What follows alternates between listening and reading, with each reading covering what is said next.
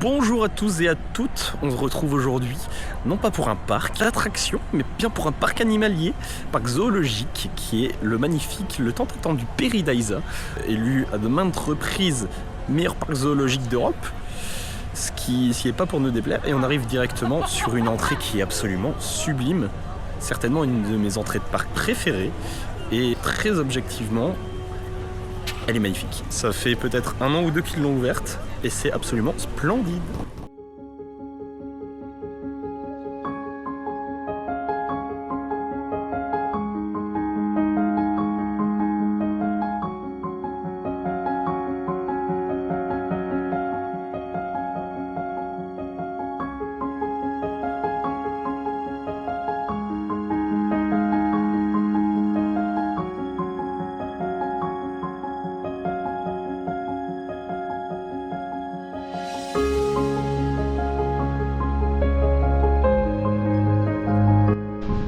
C'est assez dingus comme entrée. Ici, je vois qu'ils ont refait la façade de l'aquarium. Et il faut avouer que ça rend plutôt bien. Après, ça avait déjà un charme avant. Mais ça rajoute un petit truc, je sais pas, ça rajoute un petit truc. Alors on a une espèce de fontaine un peu bizarre. Plutôt très charmant.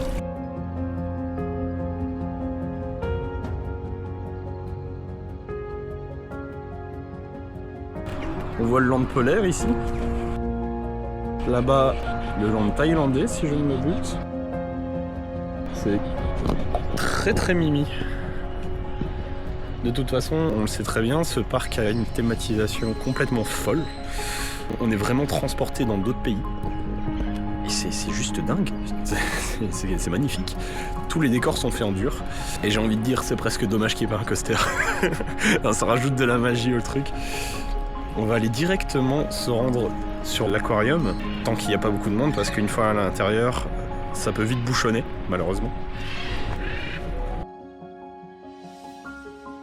Mais ça rend super bien en fait. C'est de toute façon, comme toujours à Paradisa, un travail vachement soigné.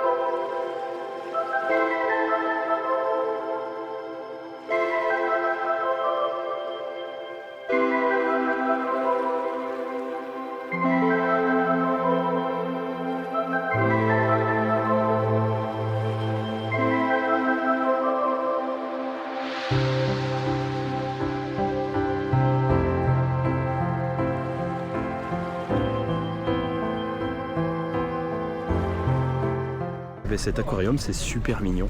C'est toujours aussi bien. Ça fait des années qu'on le fait. Faut dire ce qui est. Quand il y a un peu de monde, ça devient vite désagréable. Mais ici, il n'y avait personne. C'est une petite balade avec une petite musique posée. C'est très apaisant. Un truc très cool. On a lu qu'il libère des perroquets. Il les laisse se balader. Et il les entraîne en fait pour pouvoir les libérer plus souvent. Donc ça c'est très sympa, il y a souvent ce côté qui dérange des oiseaux en cage. Ici ils font tout pour justement essayer de leur donner un maximum de liberté et les laisser se balader dans le parc. Donc c'est super, super bien.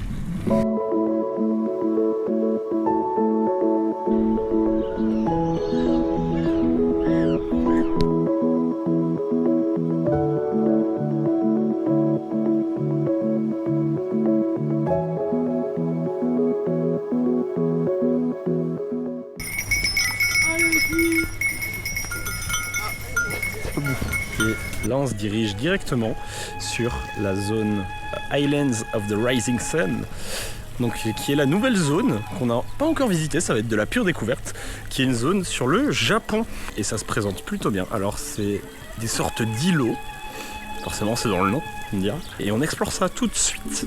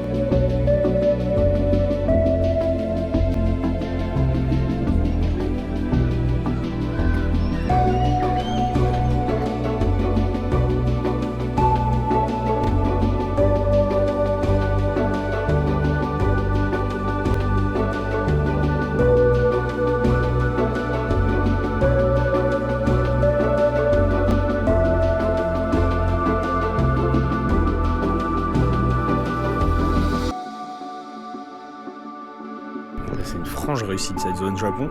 C'est un peu comme tout le parc, très bien thématisé. C'est des bâtiments peut-être moins grandioses que certaines autres zones, mais c'est tous des petits temples sur des petits îlots. Et franchement, pas mal du tout. Ce qui est fou, c'est qu'on remarquait même pas avant que la zone était vide.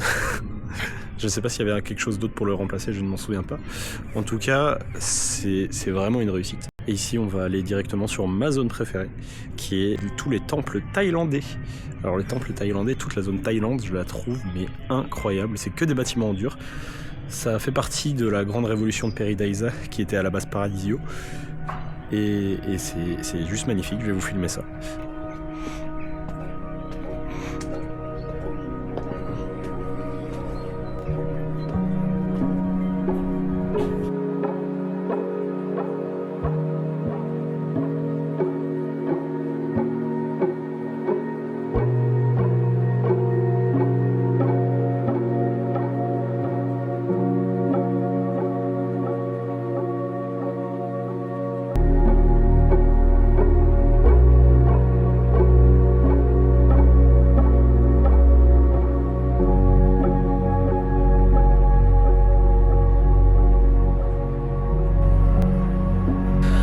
Savoir que ce sont des vrais temples bouddhistes, les gens peuvent venir prier.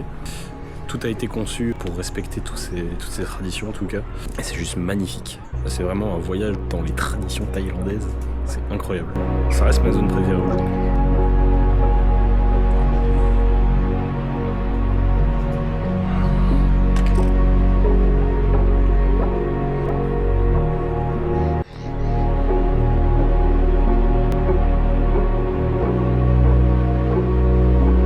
Lieu sacré du coup. Au même titre qu'ils auraient pu mettre une église. Voilà, ils ont décidé de mettre un petit temple. Je pense que c'est bouddhiste. J'espère que je ne me trompe pas. Si je me trompe, reprenez-moi. Et c'est incroyable, sublime.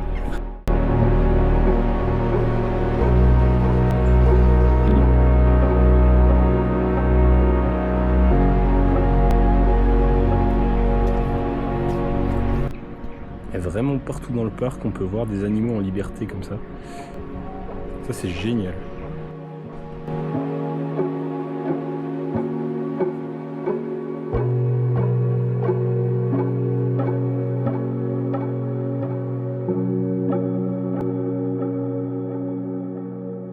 Beaucoup trop stylé.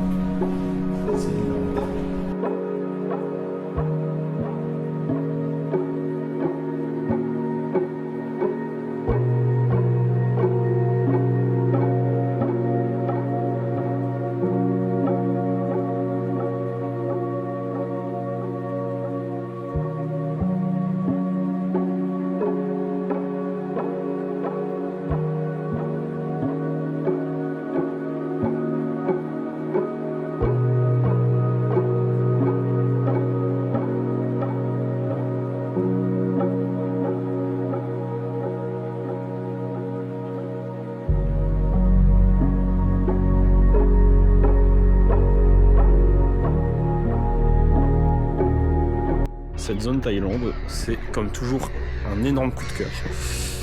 À chaque fois que je reviens, à chaque fois que je la redécouvre, c'est toujours aussi beau. C'est une vraie impression de voyager. Ça arrive à nous dépayser. Bon, forcément, le temps gris de la Belgique, ça aide pas. Mais tout le reste, c'est super. Ici, on se rend juste à côté de l'ancienne tour. Enfin, de l'ancienne, elle existe toujours. De la tour de l'ancienne abbaye. Parce que le parc a donc été créé à la base autour d'une ancienne abbaye. Et donc, on en a encore des vestiges aujourd'hui. Qui sont très bien conservés d'ailleurs.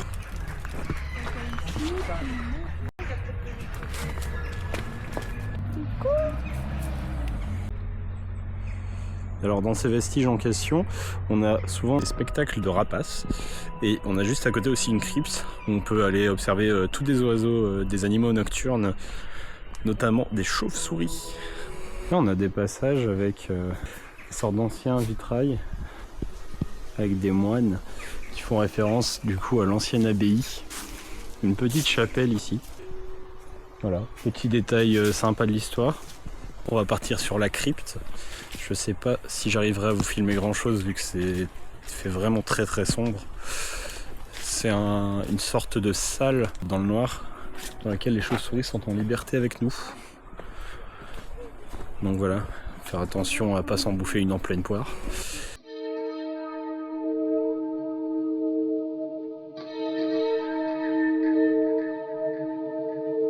Alors j'ai évidemment pas filmé à l'intérieur vu que les chauves-souris auraient pu être un peu dérangées par la lumière de la caméra. Sur la suite on a tous des petits animaux nocturnes et un peu comme les chauves-souris on va pas déranger ces animaux qui n'aiment pas du tout la luminosité.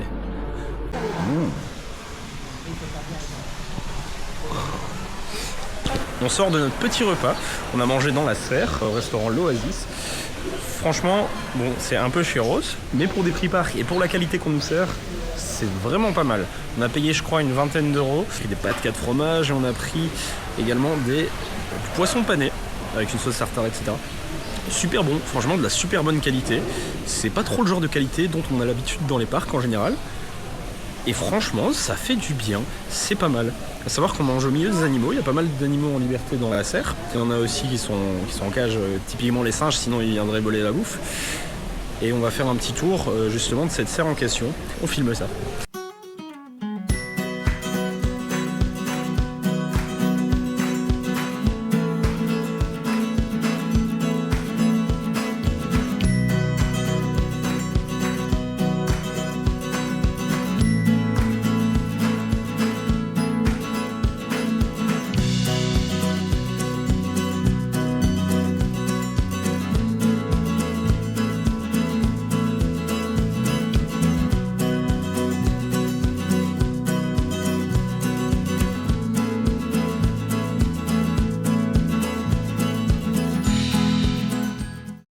Alors ici ils ont fait tous des logements. C'est sympa parce que du coup on est vraiment, il y a un peu de boucan. On est vraiment au milieu des animaux, comme vous voyez.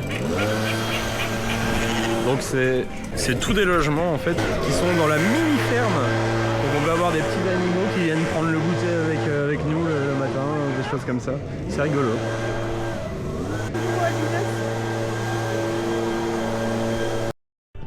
Là, c'est le land Amérique du Nord qui est sublime.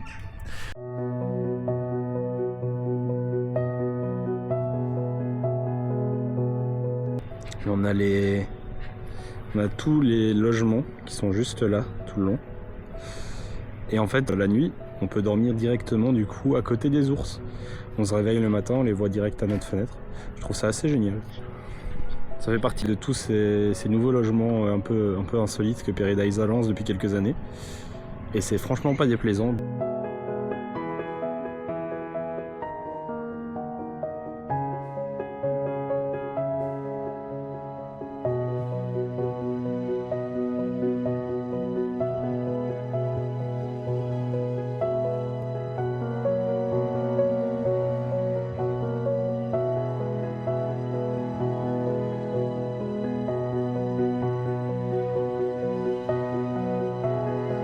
Des autres logements de la zone avec toujours des animaux en liberté d'ailleurs. Ici on a un daim Il y a pas mal de dindes en espace libre. Alors c'est plus simple que sur d'autres zones comme les temples thaïlandais. Par contre ça a un charme certain.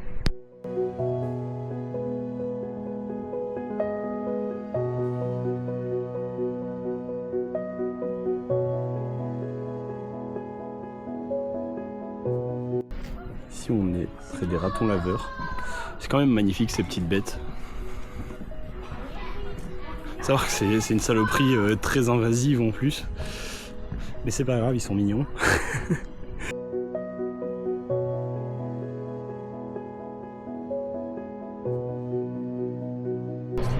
Voilà, on est sorti ici de la zone Amérique et on a directement un bâtiment qui est assez récent, je pense. Alors si je me trompe pas, c'est un restaurant. Ah bah oui, buffet à volonté, je vois ici, Isba. C'est franchement sympa, ça rappelle un petit peu les infrastructures russes de l'ancienne Russie, etc. C'est très cool, hein. Un mélange scandinave-russe, je trouve ça très joli. On va se diriger vers Land of Cold, là où on va pouvoir observer notamment des pingouins, des manchots et surtout des ours polaires, qui sont des animaux que j'affectionne parce que je ne sais pas pourquoi, mais qui ne trouve pas les ours polaires magnifiques finalement. Alors en se rendant sur Land of Cold, on tombe ici sur qui semble être l'entrepôt avec toutes les anciennes locomotives. Je pense que pour les passionnés ça doit être assez cool à voir.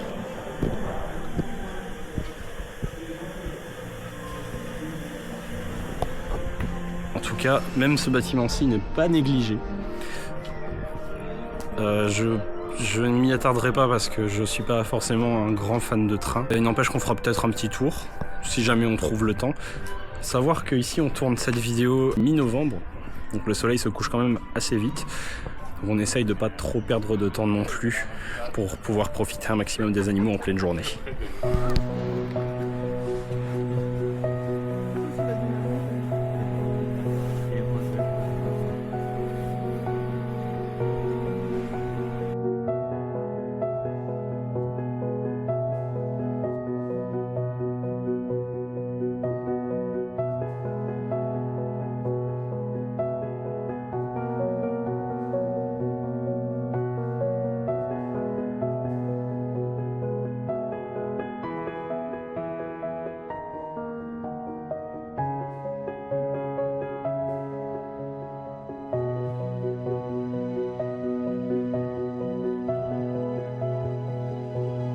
Alors c'est très mignon, il y a pas mal de petites salles comme ça, où on peut observer tout ce qui est morse, ours polaire. C'est franchement sympa, très mignon. Et ça permet d'avoir un visu sur l'animal qui nage, comme ici.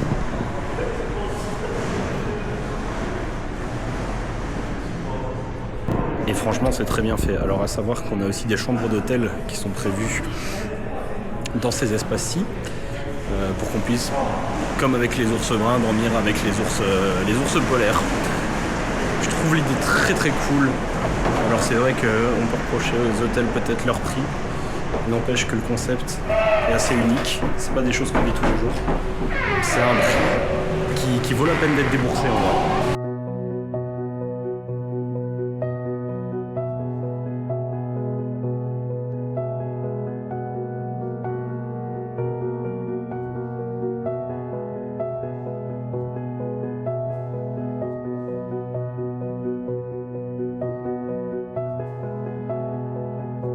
Et bien la zone polaire, c'est comme un peu tout le reste, c'est absolument super. On arrive ici directement dans la zone Afrique, qui est peut-être, je pense, en tout cas à mon goût, une des zones les moins réussies. Ce qui ne veut pas dire qu'elle n'est pas réussie, mais elle est peut-être un poil moins thématisée que les autres. Ce qui est dommage quand on est à Paradisa, vu que tout est quand même extrêmement thématisé. Ça garde un charme, ça garde un charme. Ça dénote pas en tout cas.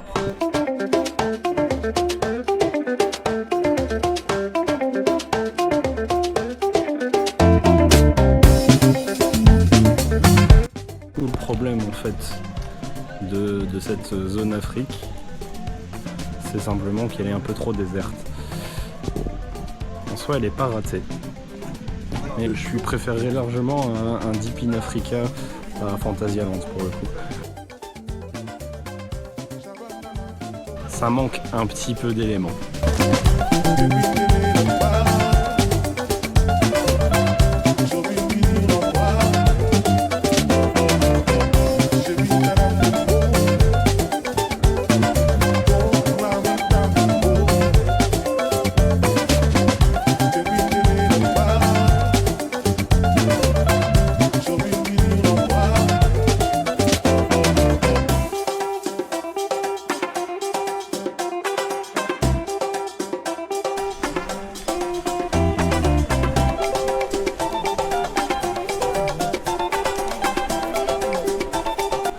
C'est quand même toujours rigolo ce petit passage où on passe donc dans une allée où les lémuriens sont en pleine liberté.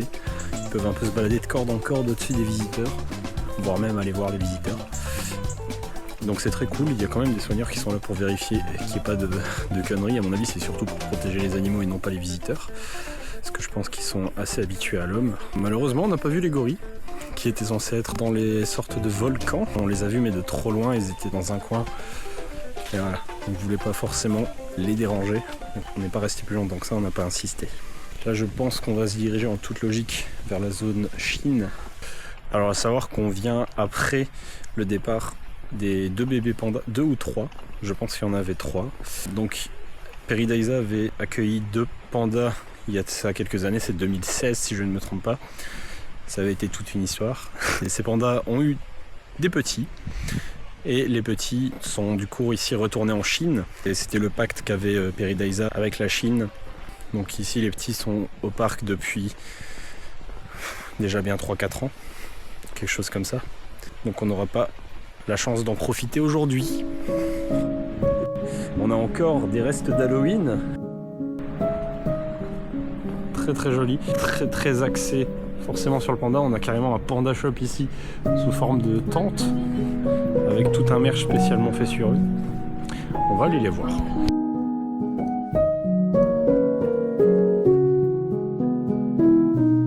Alors les pandas ont une grotte, un espace intérieur qu'ils utilisent beaucoup plus que leur espace extérieur.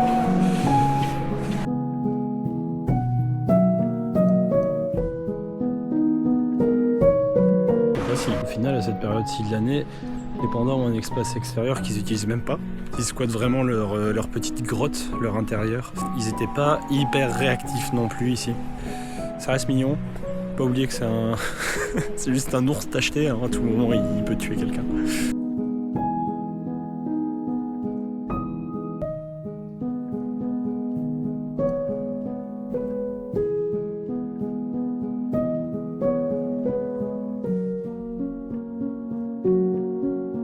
Alors ça par contre c'est un truc qui peut vraiment me foutre la haine. Les pandarous sont censés être là, les pandarous ne sont pas là. Un animal tellement mignon, j'espérais au moins le voir. Alors j'ai rien dit, il se trouve qu'en fait il est bien là. Il est très exactement ici. Voilà. C'est-à-dire que le boug n'a pas peur de mourir. Donc clairement là on est sur un travail d'équilibriste. Hein. C'est pas... Parce que je sais pas si on voit, le machin a vraiment l'air d'être beaucoup plus gros que la branche sur laquelle il repose.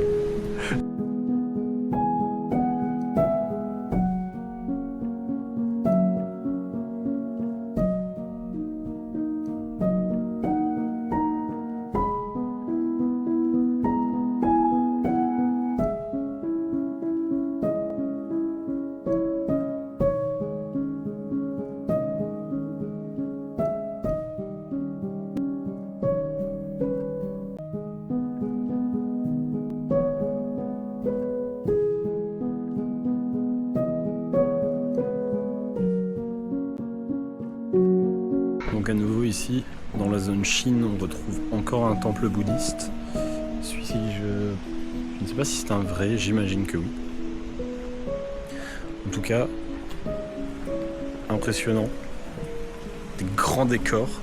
Tout est très palpable vu que tout est fait en réel finalement. C'est un peu la magie du lieu, surtout par une journée calme comme ça. C'est pour ça que je parle pas fort aussi. Ça change des journées parcs chargées où les gens crient un peu dans tous les sens. C'est apaisant. C'est ça qui est génial ici, c'est qu'on a un beau mix entre décors et animaux finalement. On n'y va pas juste pour un zoo, on y va aussi pour une expérience à part entière. Et ça c'est assez unique. En tout cas c'est le seul zoo que j'ai eu l'occasion de faire avec ce type d'expérience.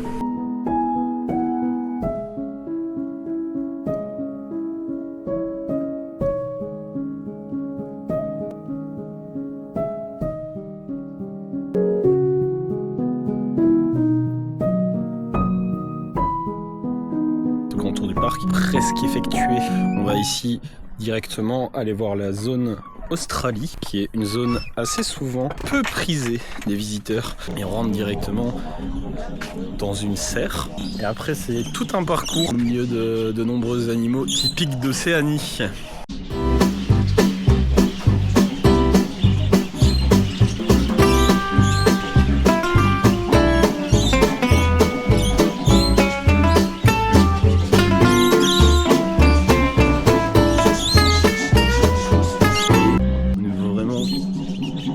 Seul dans la zone. Et les wallabies en effet sont en liberté avec les visiteurs, ils sont juste pas dans la serre. Vraiment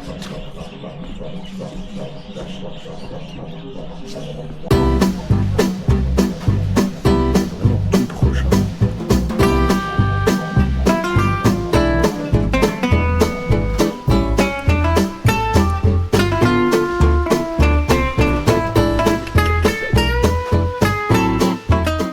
Et voilà cette petite journée Piridaiza qui s'achève dans un décor, ma foi, magnifique. C'est sublime avec les éclairages. Je vous conseille vraiment les périodes comme ça où on peut venir de nuit. Les éclairages rendent très bien. C'est un parc qu'on connaît, donc c'est toujours difficile d'avoir l'impression de dire des choses nouvelles dessus. Ce qui trompe pas, pour ceux qui ne connaissent pas, c'est qu'en tout cas, c'est absolument magnifique. Tous les décors sont hyper soignés. Les animaux sont extrêmement bien traités. Piridaiza qui notamment participe beaucoup à des programmes de reproduction de certaines espèces en voie de disparition. On a même des espèces au parc qui ont complètement disparu, je pense, et qui sont encore ici. On est vraiment sur un parc zoologique qui tient au bien-être de ces animaux, qui tient à leur apporter les meilleurs soins possibles, qui tient à les aider à se repeupler dans la planète. Donc c'est des causes totalement louables. Franchement, le prix de l'entrée est clairement pas déconné au vu du parc qui est proposé. Même ça a été nommé des années et des années meilleur parc zoologique d'Europe. Et c'est un titre clairement pas volé. Ce qui est super, c'est qu'ils font plein de petites animations dans le parc. Donc on a régulièrement en fait, des soigneurs qui viennent nourrir les animaux et en même temps expliquer un peu aux visiteurs les caractéristiques des animaux en question. Parfois même de l'animal précisément. On a certains animaux comme les éléphants où certains sont repris de conditions défavorables et le parc les sauve. Et les animaux en question sont souvent plongés dans leurs environnements naturels d'origine en fait. Et ça permet vraiment de se dépayser assez facilement finalement. On a des décors de malades et vraiment ça dépayse. C'est incroyable. C'est une vraie expérience et tout ce que je peux faire c'est conseiller d'y venir, même pour un séjour, parce qu'au final on a beau y aller encore et encore. Moi ce parc j'y vais depuis que je suis tout gamin et pourtant on découvre toujours des choses, il y a toujours des petits recoins cachés, souvent des nouveautés apportées. Les hôtels ont l'air de vraiment valoir le coup. Je les ai jamais fait personnellement, mais j'ai déjà vu pas mal d'images dessus et je peux que conseiller vraiment. Expérience top. Si vous avez un parc zoologique à faire, c'est celui-ci, c'est pas un autre. Sur ce, nous on va se laisser avec des images de cette magnifique petite halle principale qui est une des entrées de parc les plus sublimes qui m'a été donné de voir. Et puis on n'oublie pas le petit like, ça fera plaisir, l'abonnement, ça me soutiendra grandement. Et puis voilà, gros bisous!